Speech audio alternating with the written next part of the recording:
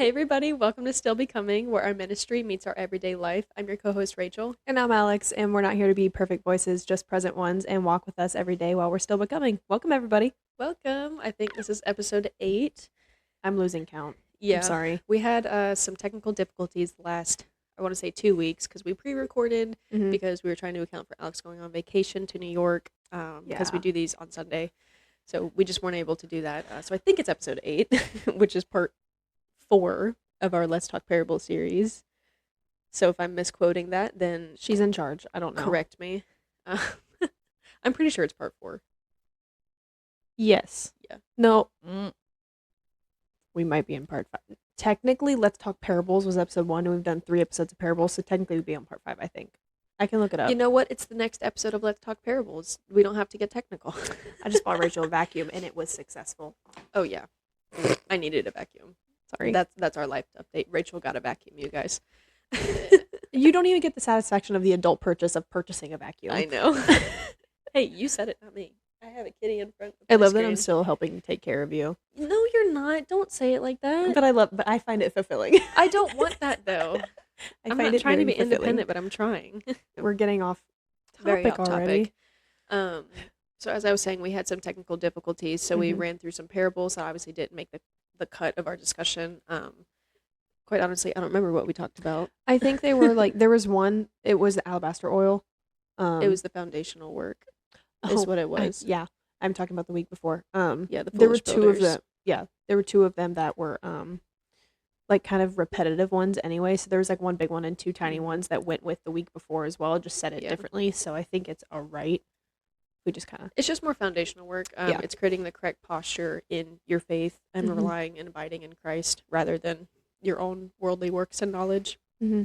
And it's a really good message to read with the parables. It was the wise and foolish builders, and what was the other one? There was another salt and light one, and then there was another. We have a little too much caffeine right now, so just bear with us because Alex Mhm. and I have discussed it, and we still haven't necessarily talked about a parable. I think we've done Mhm. one of like the 8 we've covered. Yeah. Because some of them have just been like a sentence or two. So we actually wanted to get into, which are pretty in depth. These are some of my favorites Mhm. because it's involving the barren fig tree. Mhm. And what is the second one we are discussing? The parable of the sower or sower, however you want to say It it. is the parable of the sower. So we're going to discuss those 2 today just because the parable of the sower is a big one to hit on because it's told across Matthew, Mark, and Luke. Mhm. And it has a very pretty exact way of explaining it, basically word for word. There's probably 2 or 3 words that are different in each, Mhm.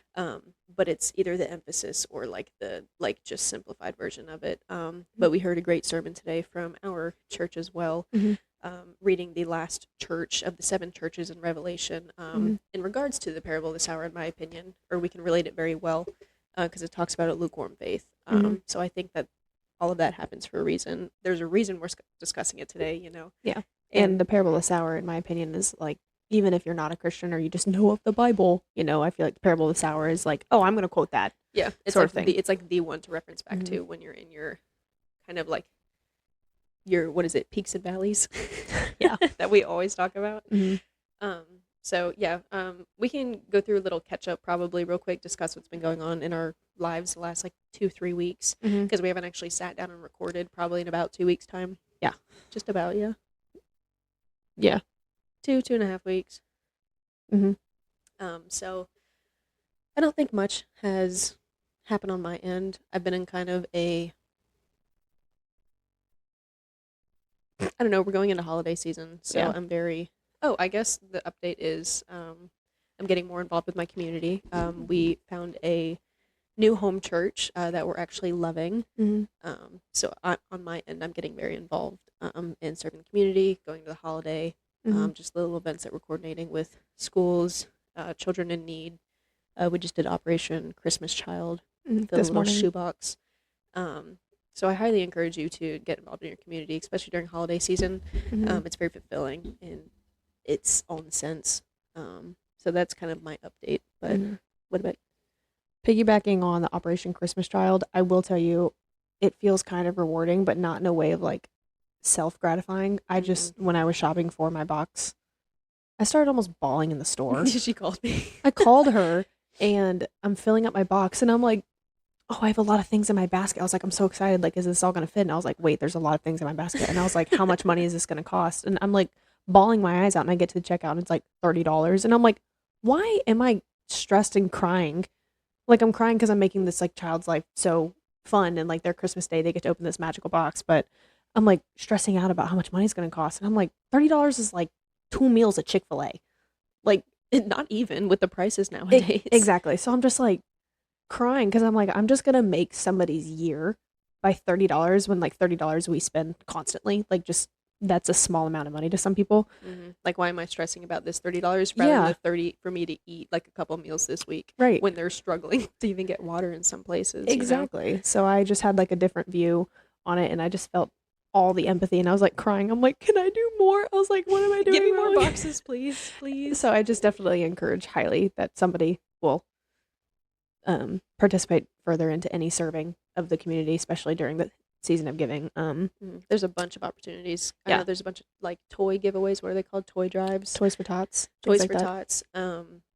I ask your church what events are coming up. Mhm. See if there's any family in need that are connected through the church. Mhm. And then just people in your own like neighborhood or your college. See if you can even pray for somebody, and just get them involved. Like, just talk to anybody about the gospel. It is way more fulfilling than you can do anything day to day. Mhm. I don't know. I think you and I are in a very different spot in regards to that. Like, we're very Mhm. bold right now Yes. with how we're trying to walk through our day to day. Because Yeah. now I can actually see it around us. Mhm. And I've talked to so many people about it already, about how much we're actually affecting our small little community, but obviously that extends to the church and beyond that. But Right. I don't know, just on a personal level. So Mhm. Well, as Rachel previously mentioned with the recording stuff, I was in New York on a way for a trip, and I will say New York was beautiful, had such a wonderful time. I've never been to New York. Being in the city was super cool, and it's definitely a different way of life up there. I love being down here in the good old Bible Belt. the Bible Belt. That's what the southern states are I called. know, that's funny. Because going up there and seeing how people live their day-to-day lives differently, I can't even tell you how much quiet time I was taking just to be like, thank you, Jesus. I'm not like this. Like, I'm not living for myself and everybody up there. It's all about how much power, money, what can you make quickly. Like, you can visibly see it, and people are just buying things on the street. Yeah. It just, And there's not anything no, not wrong. wrong with that. No. So you're sounding in kind of a negative I context might be. with that. I think that I was just misplaced in a city of like a Christian placed into New York City, living in a southern Christian way, and then up into the north. I was like, It's just a culture difference. I in just terms of, felt like, the very, day-to-day. I Yeah. was the black sheep sort of thing. So I've never personally been that in a room, and it was Mhm. just different. But I did still love it regardless. I still did the touristy things and Mhm. walked around and just took a vacation because I need a vacation from my job because we're in holiday season. So Full swing. holiday season has been super busy, but I did not mean any negative connotation to that. Just like living the way we're living now down here seems like a little bit easier. Yeah. We've also never really traveled. Like, we No. did probably twice when we were like 6. Mhm. So we have like no knowledge of anything outside of where we currently live. Yeah. Which, sure, if you want to call it sheltered, that's fine. Mhm. But we don't view I don't want to. Yeah, like, we're comfortable. Yeah. There's no reason. Like, I haven't had a pull from Mhm. the Lord himself to go elsewhere. So Yeah. I'm happy here. Mhm. My British came out. Yeah. Just enjoyed it, enjoyed the break, but now I'm back and I'm happy we're recording again because I definitely missed it. So, Yeah. and just being back in church and just immersing. Yeah, into because I this have life. not talked to her in a minute. So, Mm-mm. like, we caught up like just a couple texts a day, and I was like, "But I want to see." She got me a really cute mug, and it has bagels all on it. I'm obsessed. It is so cute. Well, I ate some good bagels, I'll tell you that. Ooh, It was bagels. delicious. New York is known for their bagels. It was really good. Mhm. So, Well, good. next time I'll be going with her. So, Mhm. it'll be fun. We'll be going to other places that Yeah. that we both want. I feel like New York Let's is go to not on my. Europe. Well, yeah, New York is not on my bucket list. Like, I'm good. It's way too busy for me. It- I'm a social introvert. Like, I don't like big spaces like that. Well, that's the thing. I consider myself a social extrovert, and I was even like quiet to myself. I was like, it was a very uncomfortable. It's just a culture shock. Yeah, there's just a huge difference. Probably Yeah, we should talk. probably get to our points now. But thank you for joining this week in our little ramble session. We absolutely love diving into these parables and just speaking more of the wisdom that Jesus provides in his gospel ministry and how he's changing our life every day. all the time. Look up Jamie Winship. The coincidences that happen He's walking make with it seem they make it seem like there was a quote that I heard the other day, and it's coincidences are the enemy's way of like blanketing God's miracles. And that's such a good way to put it, because this guy is walking with God in such an intentional way. Crazy that the world made up a word to explain God's work. That's crazy. Coincidence. Because I say that all the time. Oh, I'm what a like, wow, what a coincidence. coincidence. And I always think that, but my mind has recently changed about it, that it's God's hand in my life. I'm like, there was a reason my, like, simple as my toast got burnt this morning, you know? Like the burnt toast theory. That's even explained. It's like, no, God literally didn't want me to get into a car accident. He didn't want me to sit in traffic, like all that kind of stuff. So just weird things like that. And I love viewing life that way. Anyway, we can continue. But she's on a session. I don't know. I am. I got the Spirit talking to me through today. I feel like, okay, wait. Total for the people watching. I feel like Rachel and I should live stream at some point. Ooh, that'd be fun. I think it's kind of fun. So if that seems like a good idea, we'll put a poll on our story or something. I can do a poll on. Because this sounds fun, and if we had it live. That'd be fun. Just a thought. I like that. Yeah, no, I like that. And then we can record it and post it or something. I would like that. I don't know. Maybe want to make a little separate series about it. We could do that. Anywho, let's talk about what you're here for after our 17-minute life debrief. It was that long? Yeah, we just talk. We need to stop talking so much. No, I love it. God wants us to talk about certain things. Anywho, we're in Luke chapter 13 verses. Yes. I thought we were doing the other one first. Sorry. No, it's the fig tree. Luke chapter 13, 6 through 9. Yeah, 6 through 9. So if you want to follow along, this is going to be the barren fig tree. And he told this parable. A man had a fig tree that was planted on his vineyard. He came looking for fruit on it and found none. He told the vineyard worker, "Listen, for 3 years I have come looking for the fruit on this fig tree and haven't found any. Cut it down. Why should it even waste the soil?" But he replied to him, "Sir, leave it this year also until I dig around it and fertilize it. Perhaps it'll produce fruit next year. If not, you can cut it down." So that is the entire parable. Obviously, Alex and I had a huge starting and coming on starting this podcast with the fig tree. It is the other one that it's more based on, but of course this is the like preface of said fig tree. It's not the same one, but we based it on the other fig tree one, and then while we were recording and like talking about our podcast, we were like, oh wait, there is 2 fig trees. And then we read it and we're like, give it a year, and we're like, our ministry, we had sat with our own ministry for a year before starting it, and like, wow, now we can really see the fruit going. And I have so many notes for this parable. For those not watching on video, it is an entire like little sheet. I would love to touch base on all these points, so I'll try to keep it as conversation based as I can. She's leading the conversation today, folks. Just this one. It's You're way more Sower parable based. Am I? I thought today you have a lot more notes in this hour than I do. Well, I'm just going along, and I'll just piggyback. I'll go point by point. Rachel, you're fine. I was more making a joke. Okay. So I was listening to like a sermon and doing my own like deep dives on this to make sure that I logically understand what's going on at the time, as well as like spiritually what's being like told in the spirit of what's being revealed to me, like all that fun stuff. So at this time, vineyards obviously were very like fruitful soil, and that's just like what you did as a vineyard worker. But like our knowledge nowadays, like in a vineyard, you only plant like grapevines and stuff like that. But it wasn't uncommon in this time to also plant like fruit trees, fig trees in this case, like just all kinds of stuff, because the soil was so like plentiful and nutritious. And so this wasn't uncommon, but it also was always in the center of a vineyard. So that's a very important point that I want to point out. Sorry, I need to breathe. I'm way too caffeinated. Yeah, these little drinks that we're having. Like Red Bull. I don't know what it is. It's good. It is Red Bull. Yeah. So that's the very common thing. So this fig tree, just picture in your mind like a vineyard fig tree right in the middle. Number one, the worker had to closely inspect it because figs in an unmatured fig tree are very, very small. So over the years, it grows in its maturity.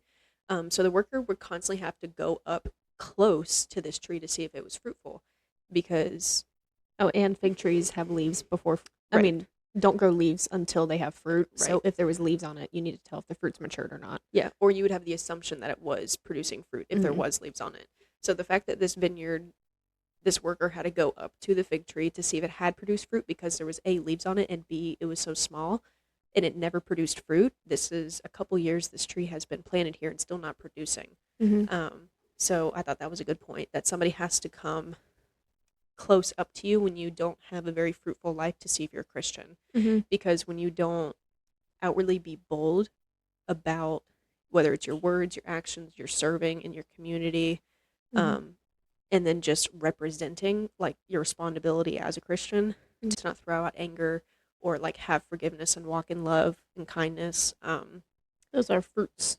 Yeah. Produced. So when somebody has to come up close to you when you're in that lukewarmness of like, you have to get the conversation going, maybe talk to them 2 or 3 times to even see that you're religious and follow Christ that way. That's a good point. You know, Just to piggyback, I know you have more notes, but No, you're good. while I have the thought in my brain, I feel like the gardener that is examining really close, it's also another parallel to like, hey, you're the gardener and you're going to walk up to your fruit or something that could be producing fruit. So Christian to another Christian, but it's accountability, like poking at you, being like, did you do that? Did you go to church? How are you feeling? How can I pray for you? Like how are you showing up in your faith walk? Yeah, it is also representative of the gardener, like showing not fruitfulness, but like its community. Yeah. So the gardener has the community, which is aka the vineyard and the fruitful or the fig tree. It's your community. Like, are you holding your fig tree accountable for being in the kingdom? Well, and it's also like a daily check-in too. So whether you view it as you going into the community and checking in on somebody, but you can also view it as like Jesus checking on your fruit. Yeah. You know, where's your walk today? Have you prayed with me today? Like, you know, have you sat with me? Have you not done your checkbox things, but have you produced? And are you doing the correct thing that you're amplifying to the world? So that in itself is just there, point blank, or like first sentence in. Yeah, sorry, continue. I just think accountability is really important. And very much if so. The sentence when everybody is saying, if Jesus was here, what would you do? And they're like, oh, I wouldn't cuss the way I do around Jesus. Oh, I would say all the right things around Jesus. First of all, Jesus never said to be perfect around him. Second of all, Jesus just wants to check in to see if you are being kind to yourself.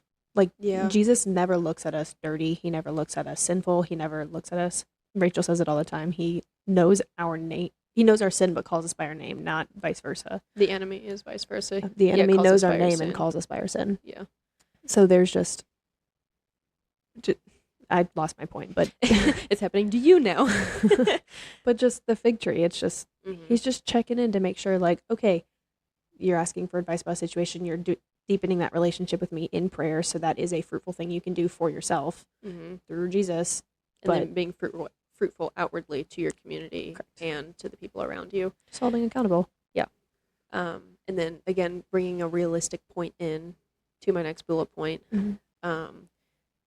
This fig tree is obviously a massive tree and plant around what's around it.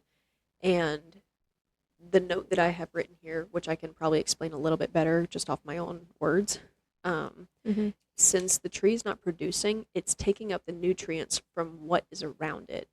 So I'm also going to bring in the point of our Revelation talk today from our sermon, from our pastor, from our church. And it is the book of Revelation. I believe it's verse 3. And it's chapter 3, verse 17. Chapter 3, verse 17? Is that what you said? Yeah, so it's the last church of the 7 churches they were talking about. And with the tree taking up the nutrients from what is around it and not producing fruit, I'll get to that point first.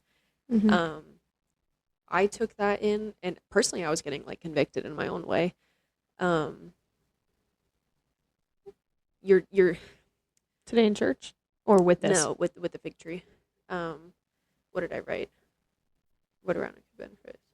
So when you're obviously we keep saying this, but when you're not producing fruit around you, you're amplifying the things that are not of the Spirit. Mhm. So it's going to be your anger, and it's going to be your shame, your guilt, your enviness against other people. The victim personality. Yeah, just Mhm. bad stuff. So you and yourself, when you're rooted, you are what your roots are. So if it is rooted in all of this nutrients, like we are in God's word, This bridges to the sour. Sorry, continue. yeah.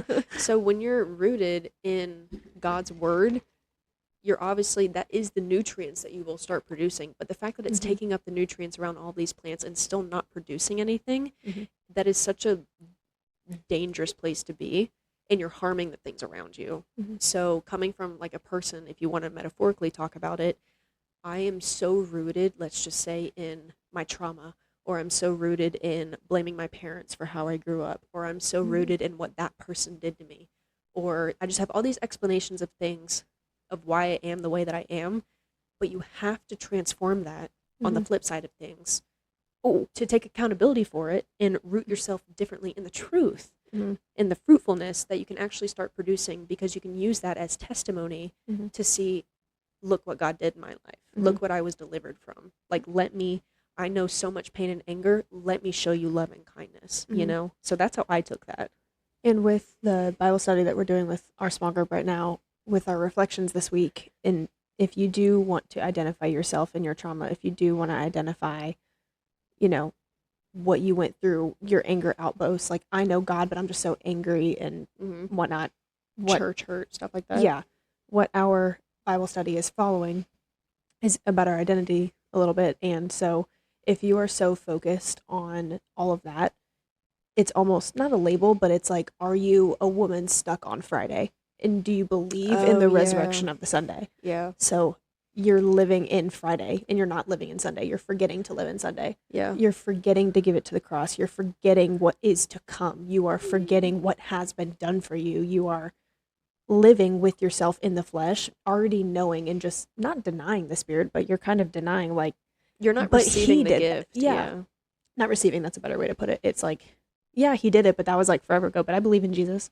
Mm. No, you're living in Friday. If you live in Sunday, you know that all of it was taken from you and you shouldn't be living in it anymore. Mm. I'm not going to say that don't use it for your testimony, but when you live in it and you still want pity for it, you still want like people to grab onto it. It's your personality, it's your identity. It's I went through this and you need to know I went through this. I have a point there, and it's just a pondering question. It's, Mhm. what are you without it?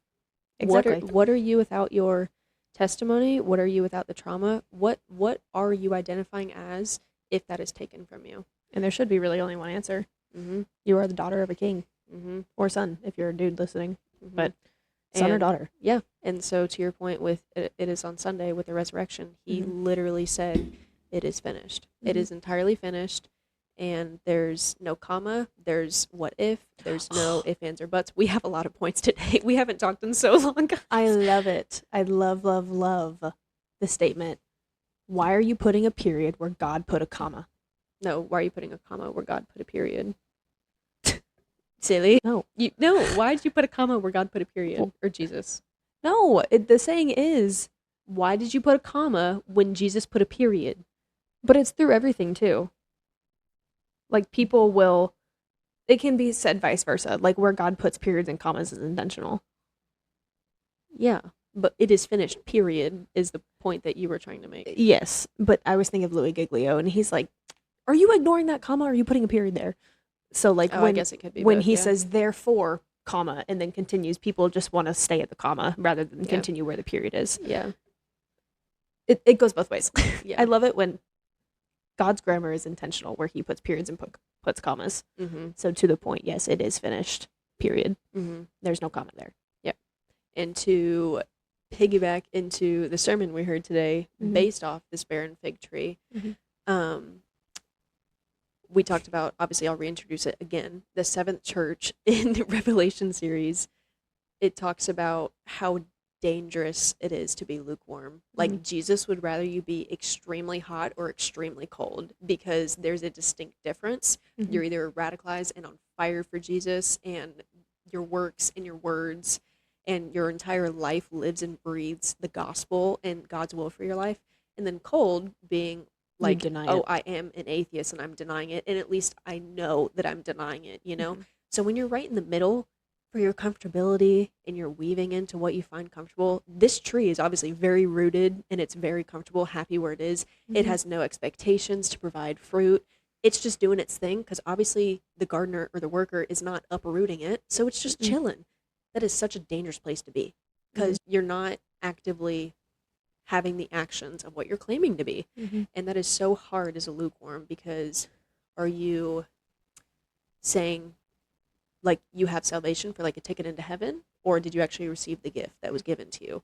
Like, were you justifiably just following Christianity, or were you saved and through salvation in Christ a new person? Like, have you taken on that belief system? You know, were you saved? Oh, I wrote down a note that I feel like Is a good point. and my whole point with lukewarmness.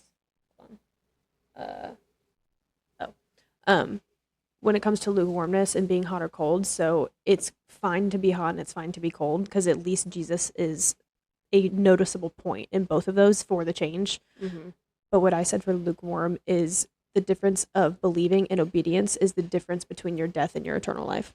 Oh, good. And a worldly saying, the grass is always greener where you water it. And if you keep saying the grass is greener on the other side, that's how you're going to chase and chase and chase. So if this fig tree was like, I'm just stealing all these nutrients, like this is great. Yeah. The fig tree is not producing anything. It just seems like it is. Just consuming everything and not producing. Correct. So you do need to be working on your faith constantly / finding your community to help you hold accountable. And there's another saying in here where he is saying like, I advise you to buy from me the gold refined in the fire so that you may be rich. Whereas this church is talking about, he's like kind of condemning them about, you guys think you're rich, but you're actually spiritually poor. Like you have nothing without me. Yeah. And he's like, I am literally sent the Holy Spirit here for you to burn you in the fire, to refine you, to harden, to keep growing in that. Or soften, but yeah. Oh, no, hardening in the furnace. Oh, well, Gold gets refined and silver gets refined. Yeah, I see your point. Sorry, I was just talking about a soft heart. Oh, yeah, it is for a softer heart because Jesus is involved in it. But it's so particular because a lot of people live in that lukewarmness when you don't have a faith of your own and you're listening to faith around you. And that's when you're like, I believe in Jesus and he died for my sins. But like, do you believe that he died for you specifically? Do you believe? Are you being obedient? Are you changing your life to where you are uncomfortable because it actually leads to where God actually wanted you to be? Yeah. It just makes me like sad for people. Like I get so empathetic because I'm like, there's so much more for you. And I see where you're living for yourself and I see where you're living for God, and where you're living for God, lean into that. Like kind of, how do I nudge? But it's not my like job. Jesus opened a door for you and it's your job to walk through. And if you want to try and sneak through the window when the door is never supposed to be open for you, then you're just kind of leading your own life and not following God's will. So, and it's not easy. No, it's definitely gonna be scary. Like it causes you to step out of your comfort zone. We will get very off this topic, so I will kind of just transition us. No, you're fine. The last point that I have with the fig tree, that is Jesus never specifically mentions again this fig tree, so we don't know if this tree was fruitful in the 4th year. Oh, yeah. So it was never talked about again. So that tree could have been cut down, or that tree could have been fruitful and, providing God's will for his life. That's really sad. But also, that's to say, it's just to say your free will. Yeah, it's your free will to produce that. 4th year, it can take years. He's literally giving you time to hone yourself and choose it. It's never too late. Yeah, but to a point, it's no. He'll always chase after you. He'll chase. He'll let you choose away from it, but that's only because if you don't choose him in this life, why would he grant you? Why would he want to let you spend eternity with him? He's gonna, like, if you don't want him now, he's like, well, it's better there, but you don't want it, so you can choose what you want to do.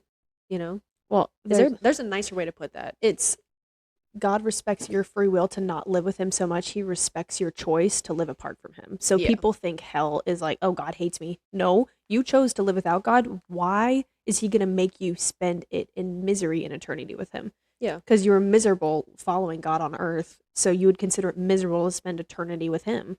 Why Yeah. would he change your choice unwillingly? So if that was your choice on earth, it's your choice in heaven. But guess what? Heaven is eternity with him that you denied. So hell is considered bad, but mainly only because hell It's just is apart from sin. God. It's just apart from God. Yeah. And yes, he explains it, but he's comparing hell to that. So I wouldn't say that it's like this fiery, crazy, scary place. It's just apart from God. It's just, But that's just, there's no abundance. There's nothing. correct. It's just the dwelling of your desires. Mhm. And quite honestly, you'll be faced with everything that is not of the spirit. Mhm. So, And that's a scary thing. yeah, I mean, that's the way that I see it. Like, everything apart 1000%. from the spirit, there's a direct contradiction. I mean, that's with anything, like just the yin and yang of life. Like, Equal- joy equals anger, or like love equals hate. There's or, just equal light and equal dark in the world. So Right. when you see mass chaos coming into the world, just know that there's equal light coming through. Yeah. Because you can only have as we have big so of many a, points. you can only have as big of a shadow as there is light. That's my case in point. Light will always win. That's a good point. So yes, the world is very scary. Nobody wants to live in this world anymore. We're all homesick for heaven. Like, Yeah. but just what I find It's so peaceful with it is there's so much talk about Revelation right now because the world is quote unquote changing, and Revelation been is coming to talking. pass, which is great. But I find so much peace knowing that one, we could live in the times, but we're not trying to guess the time. But second of all, we see how quote unquote bad the world is getting. That just means we're so on fire for God, and some of us are actually getting it right. Yeah. You know what I mean? Yeah. Like we're actually getting to the point that God is coming closer to us. Yeah. Well, I think that we had talked about, we'll get to the next parable in a second. Mhm. I think there was a good point that was made between, I don't know if it was your and I's conversation or me between somebody else or hearing it. But it was, at all times through any generation, there's always a thing that overcasts that generation that is performing for the works of the enemy. So I believe right now what I discussed with another person was, it's like that me era. It's like you're so self-reliant, you're so Self-care. involved in yourself, you're making sure you're checking all your boxes, like your body looks good, like your health, your journaling, like you're trying to self-analyze, you're going to therapy, like all this like self-reliance and self-help to make sure you make the next best move for yourself, rather than being like, oh, you missed the entire point. Like, yes, I want you to be independent, but like for God's will for your life. Because, and like we said in the small group, like you could be a banker your entire life. You could be really good as being a banker your entire life, but you were supposed to be a minister. You totally missed it. In Pakistan or wherever it was, to minister to kids and like grow the kingdom. You know, that was supposed to be so abundant for your life, but you missed the point. You know, that's gonna make me cry. I know. We can only hope to get it a little bit right. Yeah, just because we do have a literal angel and a devil sitting on our shoulder daily, you guys. Like, your It's your active free thoughts. will to be in that lukewarm state is you have to choose it no matter how uncomfortable it is. Like, to produce the good work, to respond properly, to walk in the way of what you're claiming to be, because it is so dangerous to not be that. For us to be here sitting on the podcast and then go to our family in anger and judgment, absolutely not. That is that is what drives people away from church and this lifestyle. The truth. Yeah. So that is so dangerous to be in, and it's hard to explain that to people. I agree. So sorry, me going on rambles. You're good. You're good. We can definitely get into the sour now if you have any more points on the fig tree. No, I think all like the big points of the fig tree I said in the very first episode we ever recorded. Yeah. Because the fig tree is very important to us, and I do like that the fig tree and the sour are very much linked together. Yeah. And like I said, just everybody kind of knows the parable of the sower, or just has heard of it at least, not necessarily the depth of it, but it's a pretty popular one. This definitely has to do with the seed that you sow, and so the fig tree is a seed that is sown, and the ground that it's in, the fig tree was taken and planted into a very, very rich vineyard. So that is a good, but it just depends on what's being produced from the tree. Yeah. So with that being said, there is multiple accounts. I will be reading from Matthew, and then we'll kind of go over, Rachel's going to read a little bit from Mark. And then we'll both kind of lapse into Luke, because Luke is the one that actually sounds a little different because it's a little quicker. This one has like 2 words that are different. That's it. But Matthew is the most detailed one, I think, in my Yeah. opinion. So if you want to follow along, we're in Matthew 13 and Matthew 13:3. In context, Jesus is on a boat teaching on the shoreline where Because there was too many people. there's too many people, so he needed to get into a boat. So here is the parable. Then he told them many things in the parable, saying, "Consider the sower who went to sow. As he sowed, some seed fell along the path, and the birds came down and devoured them. Other seed fell on rocky ground where it didn't have much soil, and it grew up quickly since the soil wasn't deep. When the sun came up, and it was scorched, since it had no root, and it withered away. Other seed fell among the thorns, and the thorns came up and choked it. Other seed fell on good ground and produced fruit, some 100, some 60, some 30 times what was sown. Let anyone who has ears listen." So the parable of the sower is one of the big ones, and it's one of the only ones that is explained biblically speaking on a biblical account a few quote unquote paragraphs away. I think it's the first one, yeah. Where it says this is the parable of the sower explained. There is a little bit another bit of a verse that I do want to read, and this is Matthew 13:18, and it says, "So listen to the parable of the sower. When anyone hears the word about the kingdom and doesn't understand it, the evil one has come to snatch away what was sown in his heart. That this is the one sown along the path, and the one sown on rocky ground. This is the one who hears the word and immediately receives it with joy, but he has no root and is short-lived. When distress or persecution becomes the word, immediately he falls away." Now, this is a lot longer than I thought it was. Mm-hmm. This is explaining each piece of the sower. Now the one sown among the thorns, this one who hears the word but worries with the age and the deceitfulness of wealth choke the word, and it becomes unfruitful. But the one sown on good ground, this is the one who hears and understands the word, who does produce fruit and yields some 160, 30 times what was sown. It really is dependent on what community you are rooted in, and if it's rooted in faith with a lie, or it's rooted in only faith and only works, or if it's rooted in a rooted community who keep you accountable for your faith. And the one that scares me the most, honestly, out of all these is the one in the thorns.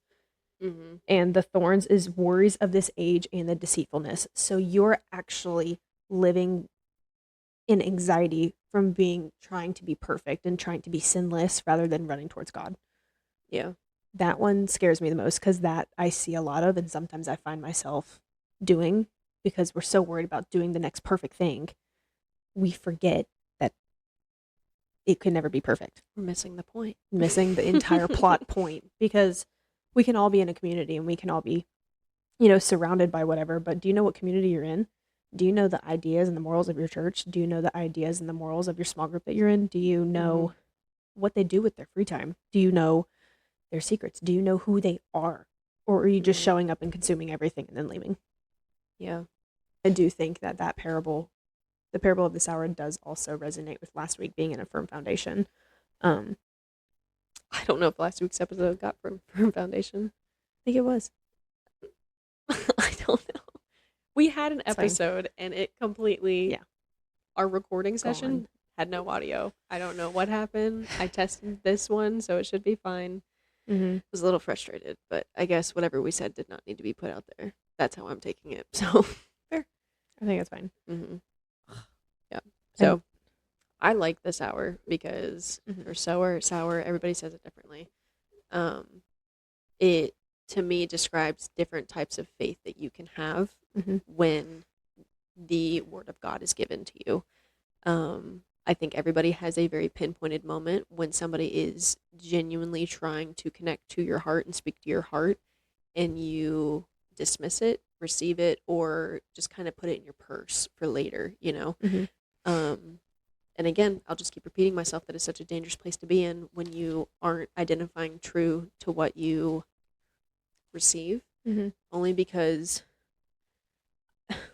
plants and water and nature-based things are so present in these parables that Jesus talks about. It's because it's like, from God, but but the amount of transformation that happens in a plant's life as it grows, and obviously as you see it and view it, are extremely, where am I going with this? It's visually appealing, but also satisfying and nutritious. Because like again, if you have fruit and you're eating, let's just say an apple or an orange or a banana, like of course you're feeding your body, Mm-hmm. and then there's a couple plants that are like poisonous and like have a purpose to be that way. So like they're obviously plant. I swear I'm making a point. I'm not really getting to it. But it's so important to where that. I'm just It's chaotic over here today. fine. Sorry. But falling off your point, it's where you're rooted is so important because you're choosing what to do with that seed that was planted, you know, Mhm. because the seed is planted. It's supposed to be planted in you and reserved. Mhm. It is not our job. It is not your job. It is not anybody's job to be responsible for somebody else's faith and how Mhm. they choose to receive it. But it takes a certain softened heart to receive that Mhm. and say, hey, this does make a difference in my life. It makes a difference in your life. And I just want you to have the peace that I'm experiencing. Yeah, So, I 1,000% agree. And when it comes to how you are receiving the word, I think the parable of the sower does have many different reflections. Where I was talking about one, Rachel was talking about the other, but they both weave within one another. And another point that I wanted to make with the condition of, she was talking about the hardening and the softening of the hearts. The condition of our hearts determines our willingness to receive the truth and make the change. And a good heart has all that it's needed of a miraculous harvest. And harvesting obviously was a massive deal back then. Like that's how they ate food, and we still harvest these days, but we don't see it in action because it it's all protected them through all kinds of weather and winter and no in the Old Testament. The things in Egypt. manna. No, Things in Egypt, the plagues. plagues. That's the word. It protected against those times. You Mhm. know, there was a bunch of Old Testament stories of, hey, we need to do it this way, otherwise we're going to starve in Yeah. through this time period. So harvest is important. Mm-hmm. Like you said, it feeds the community.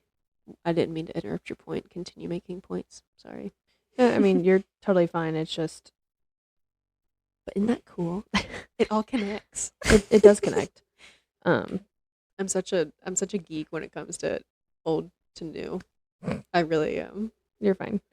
And also with the parable, the farmer and the seed are the things that are never changing, but it's the soil that's changing. So we are the soil. Really? Yeah. I don't know if that's how I took it, which is interesting. Well, I mean, the soil is where, I guess it's our community, but where we, the seed that never changes, can change with the community that we're in. I don't know. Or what's distracting us? What are we consuming in our environment? What truth are we so resistant to change towards? And it can be so simple in response. Like you don't Or it can have be really to, hard. yeah, but you don't have to like think in depth of what No. you're consuming and or producing outside in your works and words. It is No. simply the first thing that comes to the front forethought of your brain, being like, wow, am I angry? Wow, am I lustful? Wow, am I completely gluttonous or envious of this person? Wow, this person hurt me. I'm filled with anger. It is so easy to identify what is harmful to you, and all Jesus wants to do is correct that for you. Heal your heart. Because when he heals that, when you don't have attachment to those wounds that you were put through for a reason, I'll just always state that.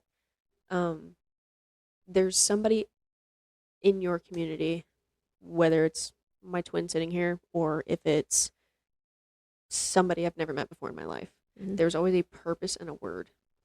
And if you follow that will, then that was not me talking just there. I don't know my point, but sorry. It's just it really is just where you're planted and growing your faith more and holding yourself accountable and the obedience of following Jesus. And yeah, and you feel better when you're nice. You nice. do. I mean, like, And it's the not- simplest thing. it's also not a works-based thing on your obedience. Like you are Yeah. obedient because you actually receive the love and you're like, how do I love back? How do I actually glorify the love that I am fully feeling? Yeah. You're not obedient because you're terrified you're not going to get into heaven. Yeah. You're not obedient and you don't change your ways. You don't change because you've changed. No, I changed because it was graciously given to me for free. 1,000% for free. He never asked for it. He knew us before we were even born. He died for all sin. Like, Yeah. I'm gonna get mad. I'm fired up. Ooh, no, and to a good point, or another metaphor to say it in the way that you just said, imagine like you get an inheritance and it's huge. Mhm. Like if you want to put it in that, because we're talking to people hopefully who are maybe not as deep into the word of the spirit or maybe never heard of it anyway. Let's just say you get $5 million inheritance. Like, wow, that's a lot of money. The first thing that a lot of people want to do is obviously supply themselves with some cool stuff. But like, there's a small part of people that are like, okay, what can I give to the people that I love? Like, let me buy you this, let me buy you that. Like, not necessarily like charitable work or anything like that, but they're obviously wanting to give already. You guys, you have an inheritance that is freely given to you already. It is the abundance and eternal life with God. And that's something we can't even give it, fathom. share it. Yeah. It is such a finite. I mean, we just sermon talking, or I mean, kind of. It's just such an infinite thing to think about, and we're such a finite beings. Like our brains can only go to so much depth. Like we can train our brain, we can think deeper on a topic, we can study more on a topic. Yeah. But we have to study those things and get deeper in those things. You have to be in this word daily. That's why you Bible study. That's why you get in the Word of God. God already has infinite wisdom and wisdom that we will never understand because it surpasses our human brain. Yeah. We, again, I will reiterate this point till the day I die. We are souls in a body, not a body with a soul. We have our capability to receive the wisdom and the knowledge of God. We have to open ourselves to it, and He will freely give us wisdom if we ask and if we're ready to receive. And He'll give it to us when we are ready, when we have gone through the certain trials and tribulations. You are not going to give a 6-year-old who believes in Jesus keys to your car. I love that point. I remember this sermon. You're really not like, but you'll give a 16-year-old, like, how cool, you know? It just matters where you are rooted, and if you ask for things and God doesn't give it to you until you're ready, so He tells you to be patient. That is to my point. That is a 6-year-old asking for car keys, and God just being like, okay, like He's not going to do that. He's going to wait till your preparation. Yeah, patience, preparations. Wait till you're 16. Now you get a car. That's when you're ready for it, which is the weirdest metaphor, but it's so true. Yeah. Like right now, I want a house and I want to be married, and I feel like I'm behind in life. Okay, that's the world's way of looking at things. I'm not ready for that.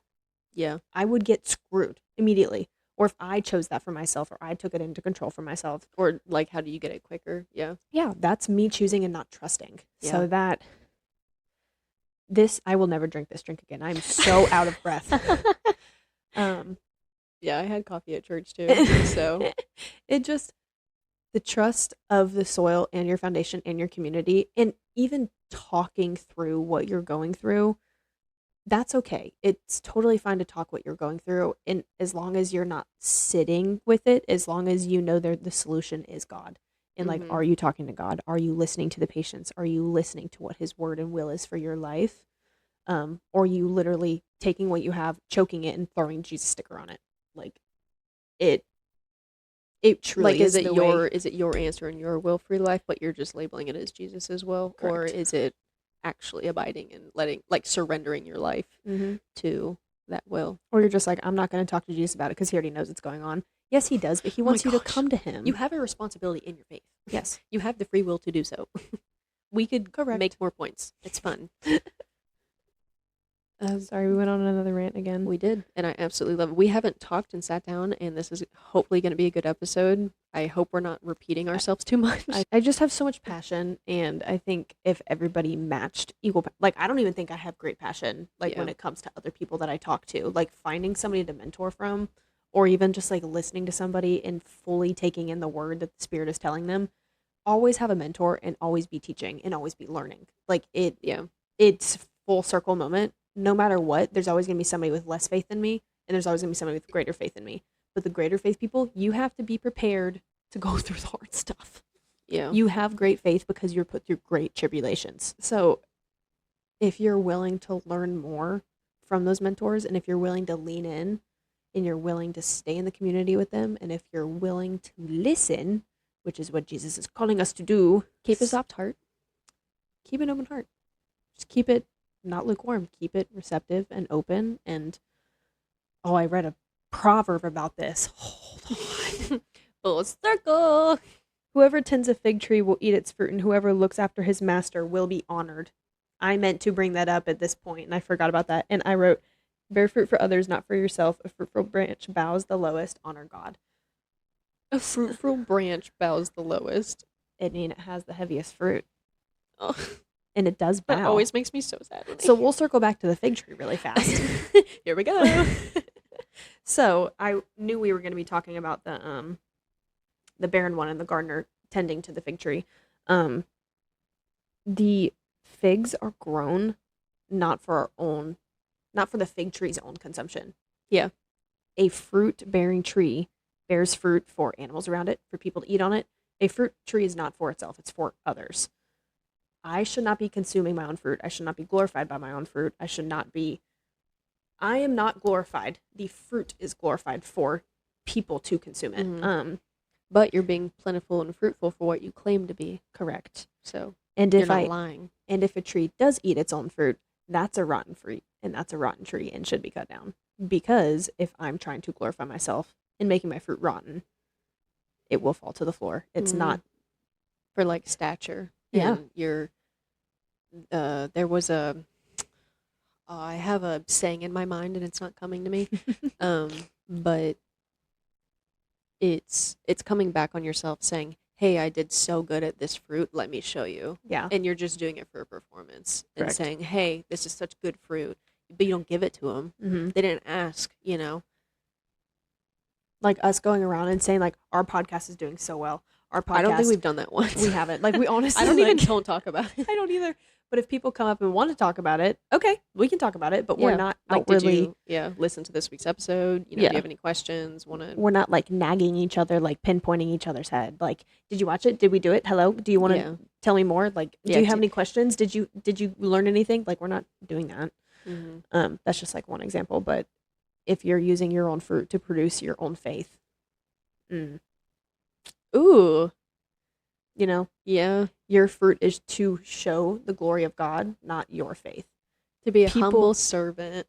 People will see your faith, and yes, it is based on your fruitfulness, or not based on your fruitfulness, but people will see it and want to know how to do it also. They wouldn't be looking at it and being like, oh, like that's a weird way. I don't want how that. did you get more fruit than I did? Like, they're not, I'm not making a point. It's fine. Yeah.